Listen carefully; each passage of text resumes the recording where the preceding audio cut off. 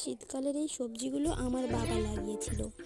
আজ এসে দেখলাম প্রচুর সবজি হয়েছে। বিট, তারপরে মূলো শাক, কলমি শাক, নোটে শাক, এখানে রয়েছে বেগুন গাছ, যেখানে এখন ফুল এসছে বেগুন গাছগুলোতে।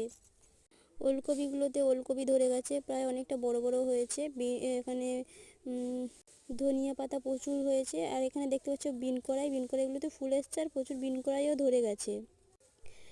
খুব খুব সুন্দর লাগছে, প্রচুর সবজি হয়েছে, বাগানটা পুরো সবজিতে ভরে গেছে। এবার তোমাদের পুরো বাগানটা দেখাচ্ছি। এই ছোট ভিডিওতে হয়তো সম্পূর্ণভাবে দেখতে পাবে না।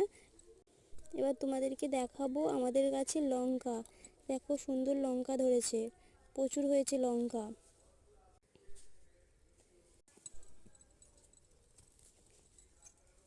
ভিডিওটা ভালো লাগলে একটা লাইক, কমেন্ট ও শেয়ার করবে।